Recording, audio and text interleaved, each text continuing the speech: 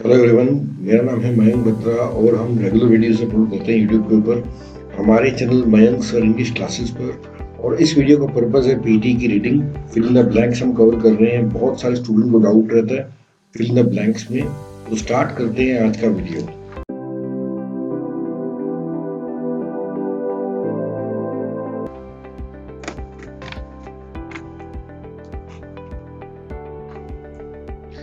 देखो, सबसे पहला हमें क्या करना है, जो भी टॉपिक रहता है गिवन उसको हमें ठीक से पढ़ लेना चाहिए। देखो, डैश पास टू पिछले 2 दशकों की बात हो रही है। देखो, हमेशा over the past two decade होता है, तो पहला तो फिल इन द ब्लैंक आपको देखते ही पता लग गया, ओवर आएगा आंसर। हमारे पास 3 ऑप्शंस रह गए हैं।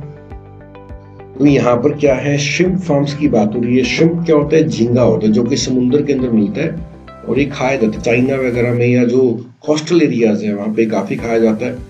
तो convert human use with many turn into valuable shrimp farms. Shrimp farms की बात हो रही है। In 2007 economic studies of such shrimp farm Thailand farms in Thailand dash that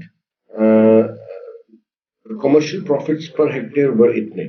जो स्टडी वहां पे की गई, उन्होंने ये दिखाया, ऐसा शो किया उन्होंने कि वहां पर क्या है, इतनी कमाई हो पा रही थी, इतनी 9632 हेक्टेयर पर इतनी कमाई की जा रही थी। और these dash damage to supply of food medicine, food had taken from the port forest, okay, and because a given shrimp farm only stays, देखो यहाँ पे एक जो shrimp farm है वो रहता है 3 से 4 सालों के लिए, तो यहाँ पे तो स्टेज आएगा कंफर्म। तो बचा हुआ यहाँ पे क्या आ जाएगा, कॉम्प्राइज्ड।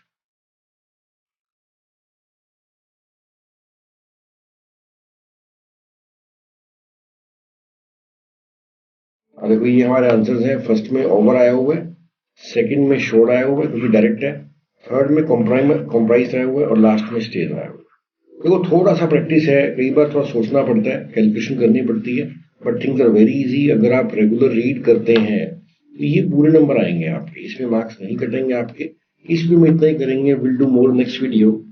और हमारे ऐप यूट्यूब चैनल से जुड़ सकते हैं, हमारा ऐप डाउनलोड कर सकते हैं, Mayank sir English classes. Thank you है, इस वीडियो में इतना ही है। Will do more next video. Thank you and nice time.